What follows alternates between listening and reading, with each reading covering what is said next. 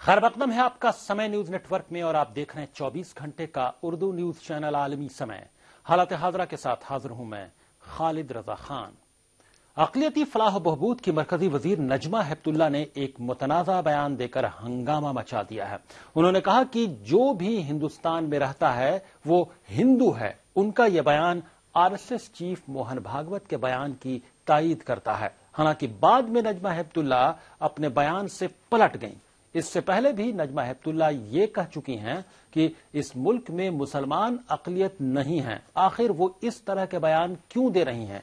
क्या वो मोदी हुकूमत में वजीर बनने की कीमत चुका रही हैं या फिर खास एजेंडे के तहत ये सब किया जा रहा है? क्या अक़लियती फलाह बहबूद की वजीर को बात करने के लिए अक़लियतों की समाजी तालीमी पसमानदगी नहीं दिखती? इसके अलावा हम बात करेंगे दिल्ली में हुकूमत साजी को लेकर हो रही सियासत की। खबर है कि दिल्ली के लेफ्टिनेंट गवर्नर नजीब जंग जल्द असेंबली का खुसूसी इजलास बुलाने वाले हैं। बताया जा रहा है कि दिल्ली में सीक्रेट वोटिंग के जरिए सरकार बनेगी। वहीं आम आदमी पार्टी ने एक बार फिर बीजेपी पर एमएलए की खरीद फरोख्त का इल्जाम लगाया है। पार्टी का कहना है कि बीजेपी इंतखाबात से डर गई है। क्या है दिल्ली में सरकार बनाने का ऑप्शन? इन्हीं मौजूआत पर बातचीत के लिए हमारे साथ स्टूडियो में मौजूद हैं सीनियर साथी और सियासी तजज़ियाकार असद रज़ा साहब। आपका आलमी समय स्टूडियो में खैर मकदम है। आपका शुक्रिया। इनके अलावा हमारे साथ दिल्ली से फोन लाइन के जरिए गुफ्तगू में शामिल हो रहे हैं और नजमा हेपतुल्ला ने जो कहा है और उसके बाद जो सफाई दी है हिंदू और हिंदी लफ्ज पर, उसके तमाम पहलुओं पर गुफ्तगू में हमारे साथ शामिल हो रहे होंगे कांग्रेस लीडर अनीस दुरानी साहब और बीजेपी लीडर विजय पाठक साहब। आप दोनों हजरात का खैर मकदम है। और दरमियान में जब दिल्ली की हुकूमत साजी के मुतालिक बातचीत कर रहे होंगे तो हमारे साथ फोन लाइन के जरिए गुफ्तगू में शामिल होंगे कांग्रेस लीडर और कांग्रेस के एमएलए चौधरी मतीन अहमद साहब और आम आदमी पार्टी के लीडर इरफानुल्लाह खान साहब भी। तो आइए शुरू करते हैं अपना खुसूसी प्रोग्राम हालात हाजरा।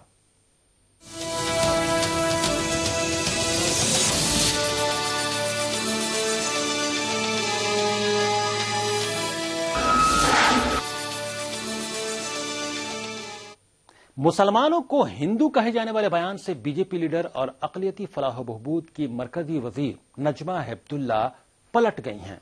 नजमा हेपतुल्ला ने कहा कि उन्होंने हिंदी कहा था लेकिन इसका मतलब हिंदू निकाल लिया गया। पहले खबर आई थी कि नजमा हेपतुल्ला ने आरएसएस चीफ मोहन भागवत के उस बयान की तायीद की है जिसमें मोहन भागवत ने कहा था कि हिंदुस्तान में रहने वाले सभी बाशिंदे हिंदू हैं और हिंदू कहलाने में किसी को आर नहीं होना चाहिए। नजमा हेपतुल्ला ने कहा कि मुसलमान को हिंदू कहलवाने में कोई आर नहीं है और न ही इसमें कोई बुराई है। I said, we are Indians. That's our nationality. I use the word Hindi, H-I-N-D-I, because this is an Arabic word. They call all Indians Hindi. I did not say H-I-N-D-U, Hindu. I used the word Hindi. I had said it outside the parliament also when this controversy just started.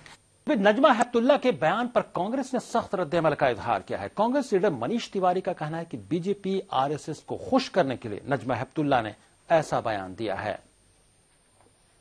बहुत इज्जत करते हैं पर नजमा जी अगर भारत का संविधान पढ़ लें तो बेहतर रहेगा। भारत के संविधान में जो जिक्र है वो भारत का है और उस हिसाब से हर भारत का नागरिक भारतीय है, हिंदू नहीं है। मुस्लिम मजहबी रहनुमाओं ने भी अक़लियती फलाह व बहबूद की मरकजी वजीर नजमा हेपतुल्ला के बयान की मजम्मत की है।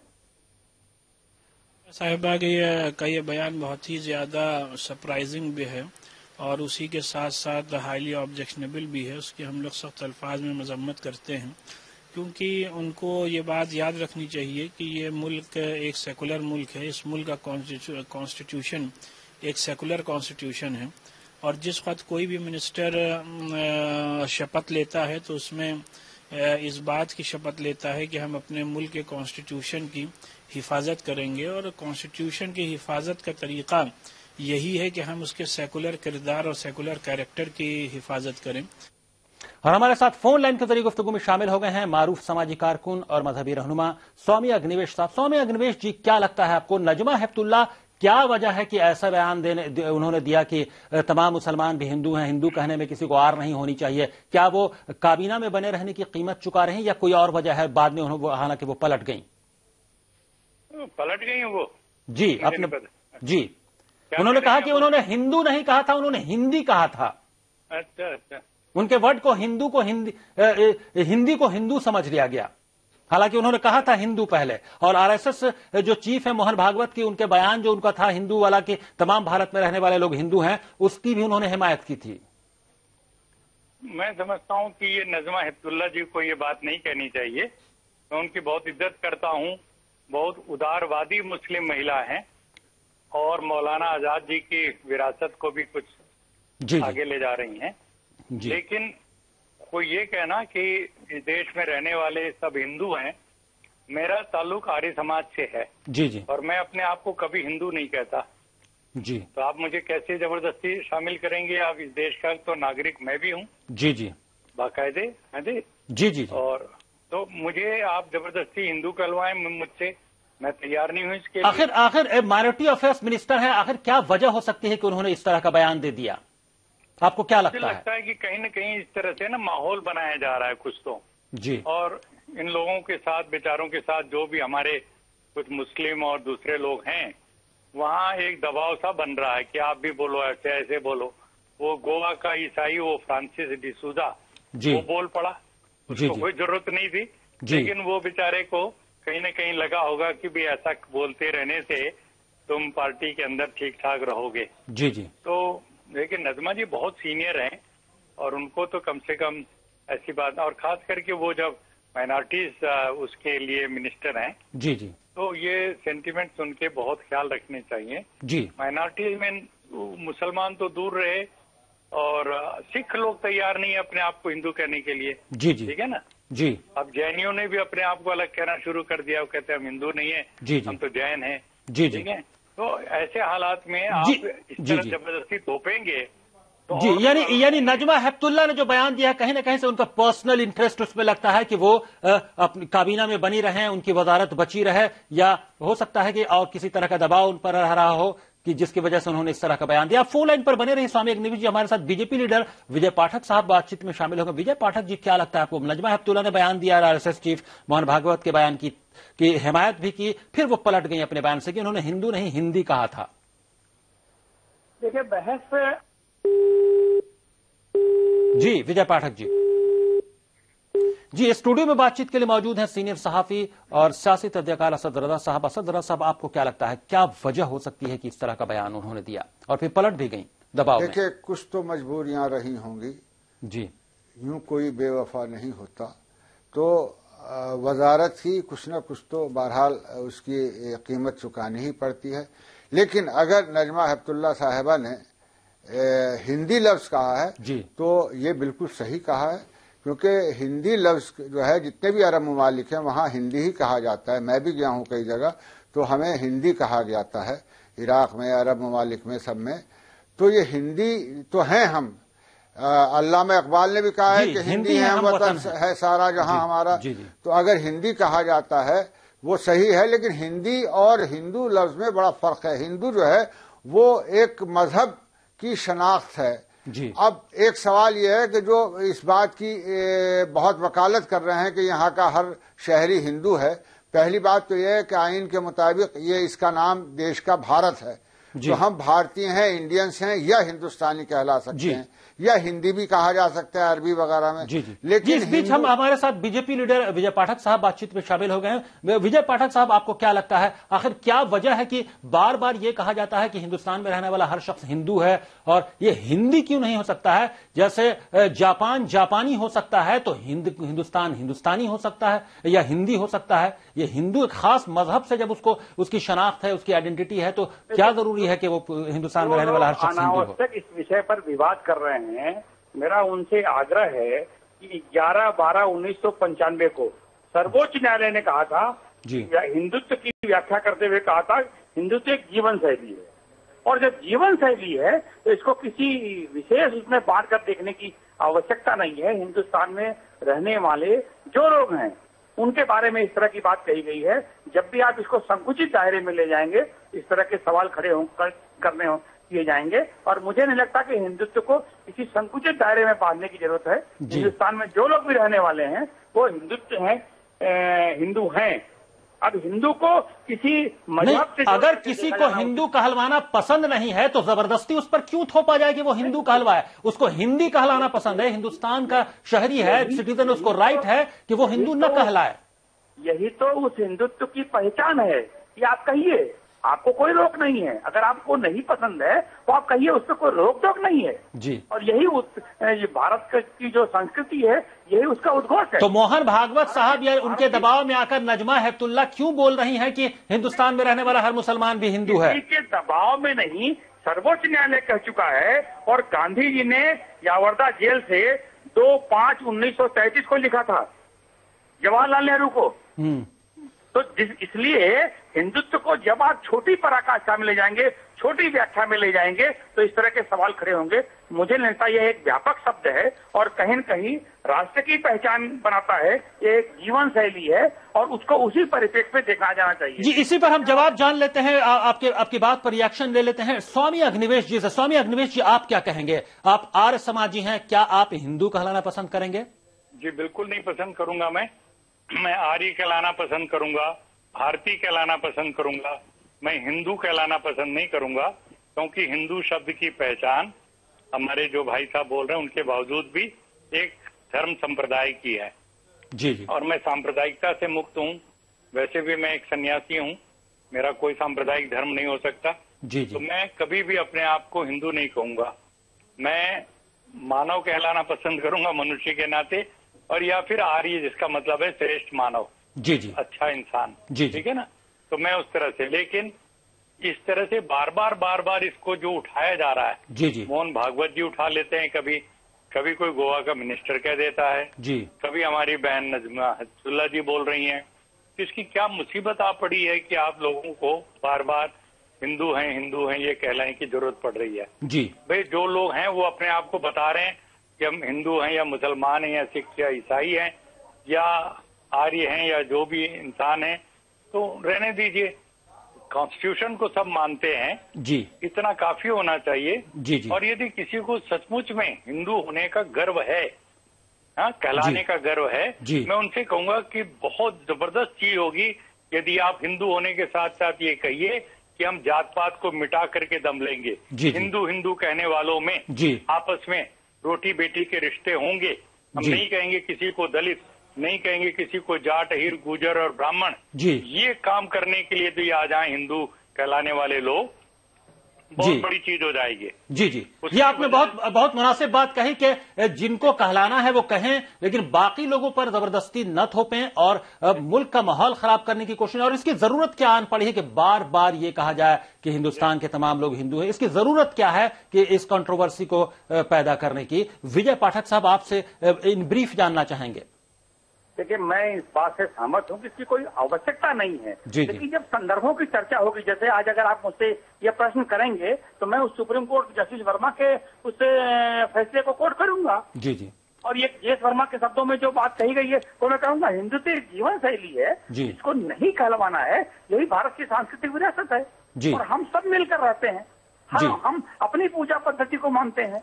जी, यानी इसकी जरूरत नहीं खामखा कंट्रोवर्सी क्रिएट करने की। स्टूडियो में मौजूद है सीनियर जर्नलिस्ट और पॉलिटिकल एनालिस्ट असद रजा साहब, उनसे जाना। असद रजा साहब, आप क्या कहेंगे? आपने दोनों की बात सुनी, विजय पाठक साहब और स्वामी अग्निवेश जी की। आपके क्या ख्याल हैं? क्या वाकई इस कंट्रोवर्सी की जरूरत है? क्यों बार बार कहकर इसको दोहराया जाता है और कंट्रोवर्सी क्रिएट की जाती है? दरअसल इसकी जरूरत भी नहीं है, लेकिन आरएसएस के सरबराह ने जो कहा, उन्हें भी इस तरह की कहने की या इस तरह की एक कंट्रोवर्सी और तनाज़ा पैदा करने की जरूरत नहीं थी।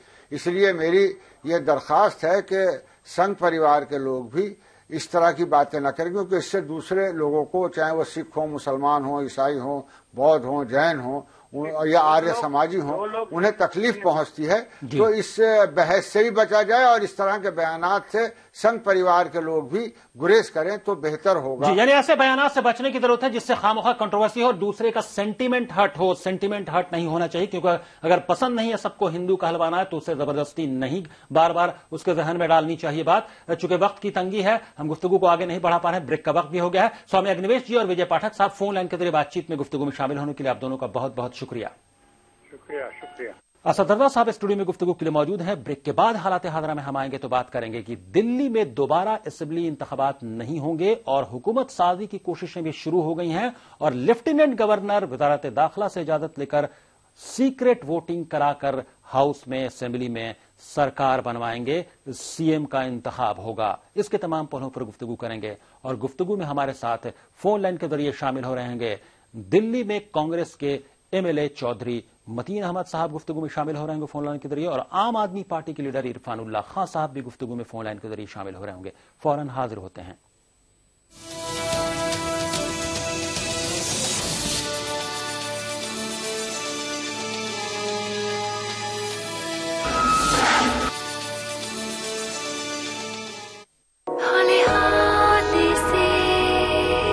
केसर की बारिशें डूब चली रंग में इसके हम डूब चले। विमल में है कश्मीरी केसर जिसके स्वाद में डूब रहे हैं सब। विमल पान मसाला, दाने दाने में केसर का दम। वजीर आला मोहतरम पृथ्वीराज चौहान की शफाफ हिकमत और कामयाब क़यादत में हमें बावकार जिंदगी मिली, हमें दर्जेदार तालीम की सहूलत मिली, तालिबात को तालीम के साथ महफूज हॉस्टल। अघाड़ी सरकार ने ही पहचाना हमारा अमन। कौमी एकजहती पर कायम रहने वाली हुकूमत महाराष्ट्र ने अक़लियतों की तरक्की के लिए एक पॉलिसी मुरतब की है जिस पर असरदार तरीके से अमल किया जा रहा है, जिसके असरात रियासत में नुमाया तौर पर दिखाई दे रहे हैं। इस काम को बढ़ावा देने के लिए हमें आपका ताउन चाहिए। अक़लियतों की तरक्की महाराष्ट्र की तरक्की है, इसीलिए महाराष्ट्र नंबर 1। अक़लियतों की मुकम्मल तरक्की की पॉलिसी को नाफिज करने के लिए कमर बस्ता आघाड़ी सरकार। जो आप लोगों को लग रहा था कि कोई जंगली जानवर या पैंथर है, वो दरअसल एक ब्रह्म राक्षस है।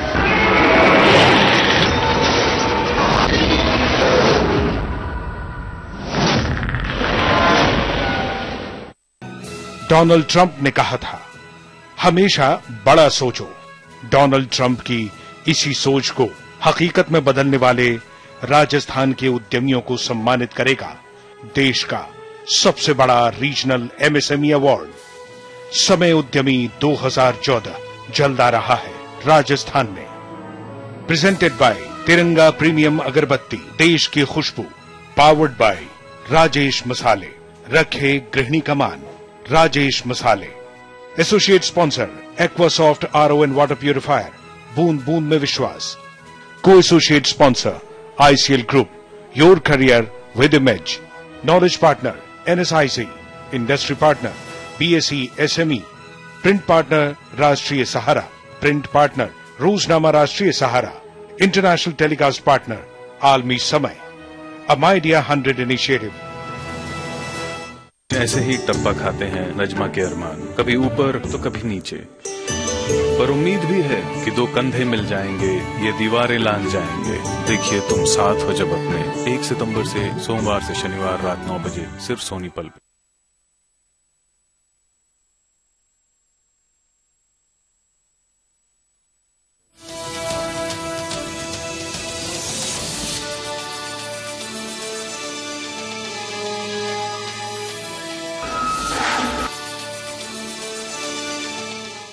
ब्रेक के बाद आलमी समय में आपका फिर खैर मकदम है। आप देख रहे हैं हमारा खुसूसी प्रोग्राम हालात हाज़रा। स्टूडियो में गुफ्तगू के लिए मौजूद हैं सीनियर सहाफ़ी और सियासी तजज़ियाकार असद रज़ा साहब, और हम बात कर रहे हैं दिल्ली में दोबारा हुकूमत साजी की कोशिशें शुरू हो रही हैं। अब असेंबली इंतखाबात नहीं होंगे। इसके तमाम पहलुओं पर गुफ्तगू में हमारे साथ फोन लाइन के जरिए शामिल हो रहे होंगे दिल्ली में कांग्रेस के एमएलए चौधरी मतीन अहमद साहब और आम आदमी पार्टी के लीडर इरफानुल्लाह खां साहब। दिल्ली में दोबारा असेंबली इंतखाबात नहीं होंगे। खबर है कि दिल्ली में सरकार बनाने की कोशिशें तेज हो गई हैं और इसके लिए लेफ्टिनेंट गवर्नर वजारत दाखिला से इजाजत लेकर असेंबली का खुसूसी इजलास बुलाने वाले हैं। बताया जा रहा है कि दिल्ली में सरकार सीक्रेट वोटिंग के जरिए बनेगी। ये अमल आर्टिकल की दफा 175 के तहत होगा। आपको बता दें कि सीक्रेट वोटिंग में पार्टी का व्हिप लागू नहीं होता और हाउस का मेंबर ही वज़ीर-ए-आला बन सकता है। इससे कबल 1998 में सीक्रेट वोटिंग का इस्तेमाल यूपी में हुआ था और कल्याण सिंह यूपी के सीएम बने थे।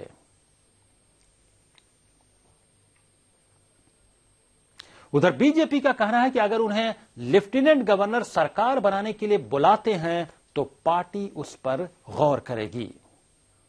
उसका हम निश्चित रूप से एक क्रिटिकल एनालिसिस करेंगे कि हम क्या करने की पोजीशन में हैं और हम सबसे बड़े दल के रूप में हैं। हमसे जो कहा जाएगा उसको देखेंगे और भारतीय जनता पार्टी के जो चैलेंजेस है, संख्या बल हमारे सामने जो पहले था वही आज है, उसमें कोई परिवर्तन है नहीं। तो निश्चित रूप से जब ये स्थिति आएगी तो उसके बारे में हम विचार करेंगे। आम आदमी पार्टी और कांग्रेस काफी विरोध कर रहे हैं इसका। अभी कांग्रेस इलेक्शन कमीशन भी गए थे, उन्होंने अपनी शिकायत भी दर्ज की है। इसको आप किस तरह से लेंगे? उनका काम है विरोध करना और दिल्ली में भ्रम पैदाना, दिल्ली की जनता को मैस में छोड़ देना और फिर उसी पर विरोध करना। किस चीज का विरोध कर रहे हैं कि एलजी क्या कर रहे हैं, किस चीज का विरोध है? आम आदमी से पूछिए ना कि एलजी को क्या पत्र देकर के आए थे। साथ गुफ्तगू में शामिल हो गए हैं फोन लाइन के जरिए दिल्ली से कांग्रेस के एमएलए चौधरी मतीन अहमद साहब। आपका खैर मकदम है। स्टूडियो में गुफ्तगू के लिए मौजूद हैं सीनियर साफी और सियासी तहज़ीरकार असद रज़ा साहब। चौधरी मतीन अहमद साहब, आपको क्या लगता है, क्या जो कोशिशें शुरू हुई हैं कि लेफ्टिनेंट गवर्नर नजीब जंग साहब जल्द असेंबली का इजलास बुलाने वाले हैं और सीक्रेट वोटिंग के जरिए हुकूमत साजी होगी, क्या आप इत्तफाक करते हैं? आप इसे कैसे देखते हैं? देखिए, मैं तो इत्तफाक करता हूं जो कल चुनाव होने होगा, अगर कल भी ये कंडीशन नहीं तो दिल्ली तो बर्बाद हो जाएगी। जी कोई ना कोई रास्ता तो सरकार बनने का निकलना चाहिए। जी जी। 1 साल से लोग परेशान हैं, उनका जीना दूभर है, कोई किसी का इलाज ठीक से नहीं हो रहा है, पेंशन नहीं मिल रही है, विडो परेशान है और लोग सारा डेवलपमेंट रुका हुआ है। जी जी। तो उसका हल निकलना चाहिए कोई। लेकिन इस बीच ये इल्जाम लग रहा है कि एमएलए की खरीद फरोख्त शुरू हो रही है बीजेपी के जरिए और बीजेपी को अगर लेफ्टिनेंट गवर्नर ज्यादा उम्मीद है कि वो कहेंगे कि आकर हुकूमत साजी करें। नहीं, खरीद फरोख्त की कहाँ से बात आ गई? वो वक्त तो आए, कोई मामला तो सामने आए तभी कोई बात होगी ना। जी जी। ये तो आप पार्टी वाले कुछ भी कहते रहते हैं, इनके कहने से थोड़ा ही कुछ बात बनती है। जी जी। यानी आपको लगता है कि हुकूमत साजी होनी चाहिए। आप फोन लाइन पर बने रहे चौधरी मतीन अहमद साहब। आम आदमी पार्टी के लीडर इरफानुल्लाह खान साहब भी गुफ्तगू में शामिल। इरफानुल्लाह खान साहब, क्या लगता है आपको, लेफ्टिनेंट गवर्नर नजीब जंग ने जो कोशिश शुरू की है कि खुसूसी असेंबली इजलास बुलाया जाएगा और सीक्रेट वोटिंग के जरिए सरकार बनाई जाएगी, सीएम चुना जाएगा, चौधरी मतीन अहमद साहब हिमायत कर रहे हैं कि हाँ जरूरत है दिल्ली को सरकार की? देखिए, यही सब चीजें खुलकर आ रही हैं अब कि फरवरी के बाद से लेफ्टिनेंट गवर्नर पहले कांग्रेस से हॉबनॉबिंग कर रहे थे, अब वो बीजेपी से कर रहे हैं। और जो कांग्रेस की मंशा है और बीजेपी की मंशा एक ही है कि किसी तरह से आम आदमी पार्टी इक़्तिदार में ना आने पाए दिल्ली के अंदर, उसको रोकने की तैयारी हो रही है। मेन चीज तो ये है, इसलिए दोनों इलेक्शन से भाग रहे हैं। अंदर की बात यह है कि दोनों इलेक्शन नहीं चाहते, बल्कि चाहते हैं किसी भी तरह से, किसी भी गलत तरीके से, किसी भी हॉर्स ट्रेडिंग से, बाय हुक एंड क्रुक यहाँ सरकार बन जाए। और सरकार किसकी बने? सरकार बने मोदी की पार्टी की सरकार बने, बीजेपी की सरकार बने, इसकी तैयारी हो रही है पूरी और हॉर्स ट्रेडिंग हो रही है। और मैं तो यहाँ तक कहने को तैयार। लेकिन हॉर्स ट्रेडिंग की बात जो आप लोग बोल रहे हैं, ऐसे कोई खुलकर कुछ सामने कोई मामला आया है आपकी नजर में? ऐसा हमें तो नहीं लग रहा अभी। जी, मुझे देखिए, मुझे एक चीज से शुबा हो रहा है। कल राष्ट्रीय सहारा की बड़ी खबर है कि 2007 में जो ओखला के अंदर वाकया हुआ था कुरान शरीफ का, उसके बाद जो लोग मुलव्विस थे उनके केस को खोला गया है। उसमें आसिफ मोहम्मद खान मौजूदा एमएलए वो भी मौजूद थे, उनका एफआईआर में नाम है। तो मुझे ऐसा लगता है कि हर हरमा इस्तेमाल कर रही है बीजेपी और अपनी ताकत के जरिए। तो मुझे उससे शुबा हो रहा है जी जी। ये तो 7 साल के बाद उस केस को खोला जाना और उस केस के अंदर इस वक्त के मौजूदा एमएलए को दिखाना कि वो भी वहां मौजूद थे, एफआईआर में क्योंकि उनको नामजद जी। चूंकि एमएलए हैं चौधरी मतीन अहमद साहब, वो हमारे साथ गुफ्तगू में शामिल हैं। उनसे चौधरी मतीन अहमद साहब, वाकई आप अगर बीजेपी की हुकूमत बनती है तो आप किस तरफ खड़े होंगे? क्या लगता है आपको, आपका क्या रोल होगा? देखिए, मेरी बात नहीं, तो पार्टी फैसला करेगी। मैं अकेला आदमी थोड़ा ही फैसला करने वाला हूँ। जी जी।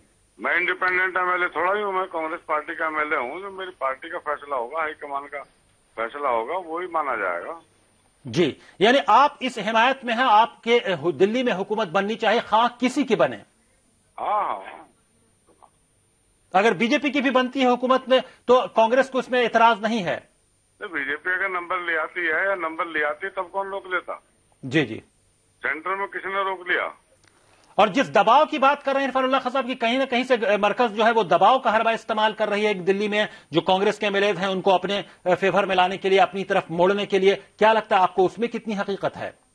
नहीं, कोई दबाव की बात नहीं, इरफानुल्लाह खान साहब कह रहे हैं, लेकिन मेरे कॉन्टेक्ट में बहुत सारे एमएलए हैं उनके, वो भी सब परेशान है चुनाव में। देखिए, जो 5 साल को चुन का आया वो 8 महीने में चुनाव में क्यों जाना चाहेगा? जी जी। पैसा कहाँ से आएगा? कौन पैसा लगाएगा? कौन चुनाव लड़ेगा? कौन लोगों में दौड़ता फिरेगा? जी, ये यकीनी तौर पर चौधरी मतीन अहमद साहब ये एक बड़ा पहलू है। इरफानुल्लाह खान साहब इस पर क्या कहेंगे कि किसी भी इलेक्शन में जाना बहुत बड़ा मरहला है, पैसे का खर्च और तमाम तरह की चीजें जो हैं मरहले, आखिर उससे भी तो बचने का कोई रास्ता निकालना चाहिए। अगर रास्ता निकल सकता है तो वैसे में अगर लेफ्टिनेंट गवर्नर कोशिश कर रहे हैं तो हर्ज क्या है?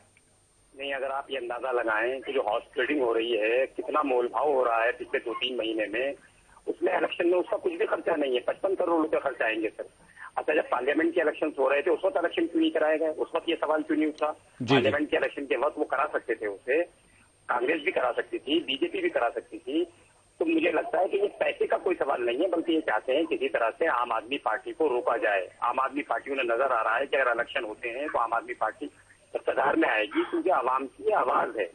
तो ये दोनों पार्टियों की कुछ एमएलए रोकना चाहते हैं। मैं पार्टियां नहीं कहता एक जी, यानी दोनों पार्टियां आपके मुताबिक ऐसा लगता है कि कांग्रेस और बीजेपी की ये मंशा है कि किसी तरह से दरमियान से आम आदमी पार्टी को हटा दिया जाए और जो मैच है वो उन्हीं दोनों के दरमियान होता रहे मुस्तकबिल में भी। ऐसा कुछ नहीं है, हमने इनकी सरकार बनवाई थी, ये कुछ छोड़ के भागे इस्तेमाल किया जा रहा है। ये दोबारा भी सरकार बनाने के चक्कर में थे, कोई दूसरा बनाए तो इन्हें हॉर्स ट्रेडिंग नजर आती है।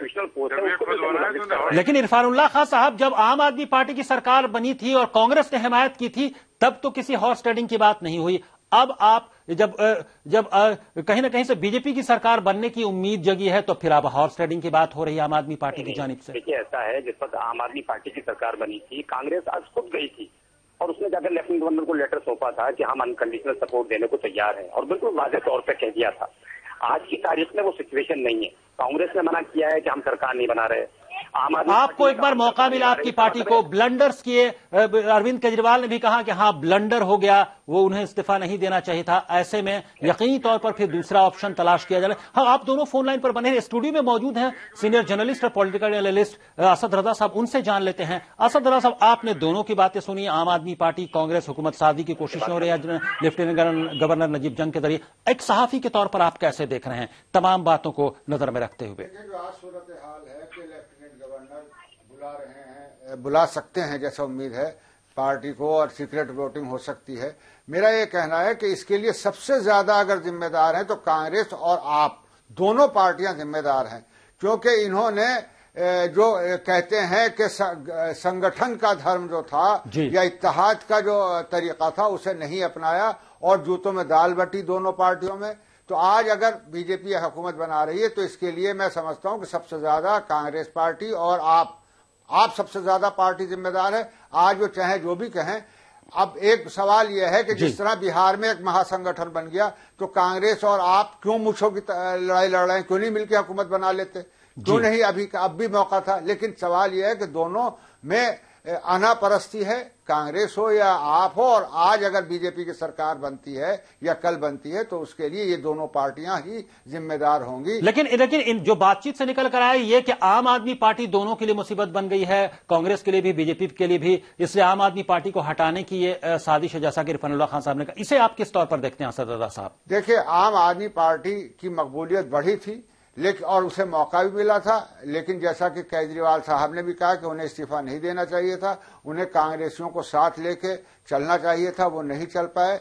तो उसके लिए अब तो यही वो है कि अब भी मौका था, लेकिन अब दोनों में अनापरस्ती है। अरे भाई, अगर आप वाले चाहते हैं कि बीजेपी ना आए तो वो कह रहे थे कांग्रेस का कोई मुख्यमंत्री बन जाए, वजीर आला बन जाए, हम सपोर्ट करेंगे। क्यों नहीं आए? इसका मतलब सेकुलरिज्म वगैरह का जो दोनों पार्टियां कह रही हैं कि सेकुलर हुकूमत बने और ये बने थी वो होता, उसके लिए वो खुद भी जिम्मेदार हैं। वरना अब अगर बीजेपी की हुकूमत जैसा बन जाएगी, यानी जुबानी जमा खर्च से सिर्फ काम लिया जा रहा है कि सेकुलर हुकूमत बननी चाहिए, लेकिन अमली तौर पर दोनों की ईगो की लड़ाई आप बता रहे हैं और कोई संजीदा नहीं है कि सेकुलर हुकूमत बने। हाँ, और कहीं ना कहीं से अब ऐसा दोनों की ईगो की लड़ाई में, मूछ की लड़ाई में बीजेपी को मौका मिल रहा है। नजीब जंग साहब सीक्रेट वोटिंग के जरिए हुकूमत साजी करवाने वाले हैं। यकीनी तौर पर ऐसा लग रहा है कि उसमें हो सकता है कि बीजेपी की हुकूमत बन जाए। वक्त की तंगी है, हम गुफ्तगू को आगे नहीं बढ़ा पा रहे हैं। चौधरी मतीन अहमद साहब और इरफानुल्लाह खान साहब फोन लाइन के जरिए गुफ्तगू में शामिल होने के लिए आप दोनों का बहुत बहुत शुक्रिया।